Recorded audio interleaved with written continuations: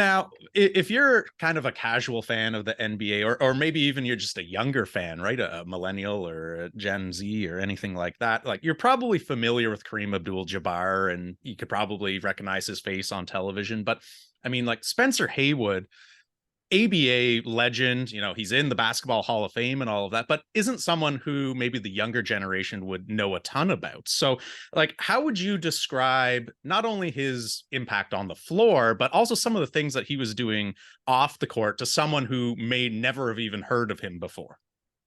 Yeah, absolutely. So Spencer Haywood is a really interesting historical figure. He's still alive today. He's an amazing personality in NBA history and ABA history.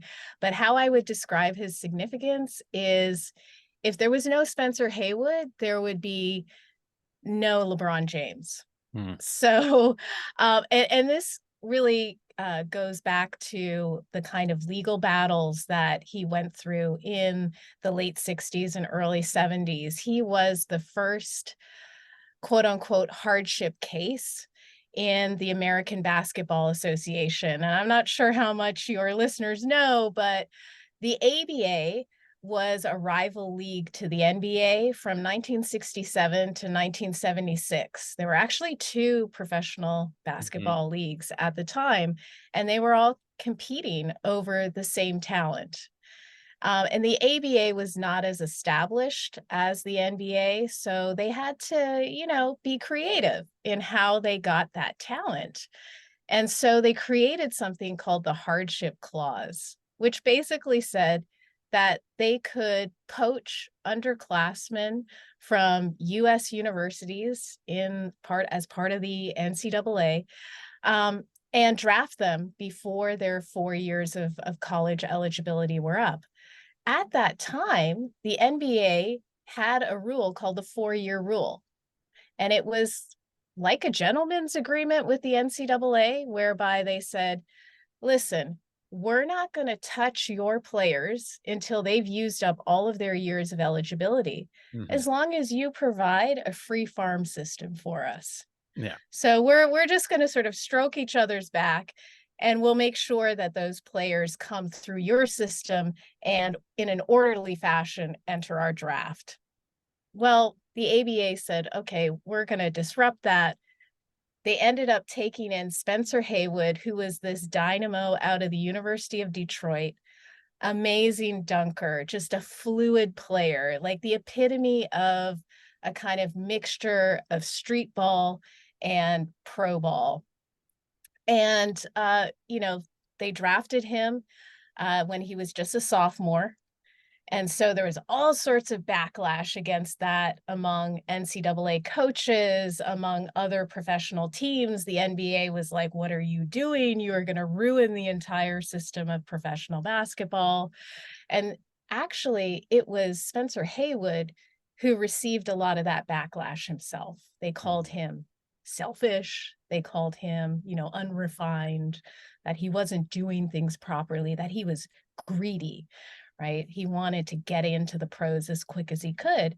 But his response was, listen, my mom is still cleaning houses. Mhm. I want to be able to allow her to retire and live in a decent home, because he had come out of Silver City, Mississippi. He was somebody who, grew up in extreme poverty. He had literally picked cotton as a child Mhm. before moving north to pursue his dreams in basketball. So for him, this was just a matter of, you know, upward mobility for not just him, but his whole family. Well, that contract that he got with the ABA, the Denver Rockets at the time, which eventually became the Denver Nuggets in Mhm. the NBA, uh, was actually a terrible contract. He thought he was making tons of money. And then he found out, well, there's all of these loopholes in his contract, which meant that he would not be able to, retire from working for the Denver Rockets for X number of years. That, he all of his money wasn't guaranteed. So if the team went belly up, his contract was null and void.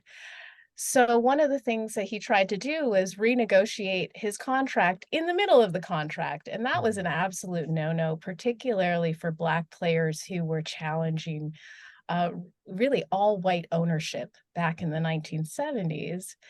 And so he ended up trying to jump to the NBA, and the Seattle Supersonics signed him to a contract. And so he was ready to jump from the ABA to the NBA.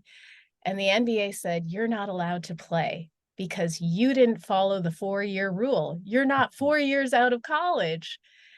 And so, he sued them. He sued them, and claimed that this was a violation of the Sherman Antitrust Act, which basically, governs monopolies Mhm. in the United States, and said that the NBA was operating like a monopoly and that they were engaging in a group boycott of all players who were underclassmen, and that this Mhm. was against the law. Yeah. And he won. He won. And so now this is part of the reason why players are able to come out of high school, so somebody like Moses Malone, who initially came into the ABA, and then of course somebody like Daryl Dawkins, and then of course underclassmen now who are able to play maybe a couple of years in college and then go to the pros. But I think, it's important to understand the context of this. That 4-year rule, really impacted young Black players in the United States in a particular way, because a lot of them were coming out of situations where they didn't have generational wealth. They didn't have access to money, and they were taking on all of the risk, essentially playing at a quasi-professional level with no protections. Mhm. And so for them, it really was a matter of, I want to get my career started because I don't know whether injury is going to take me out or what's going to happen.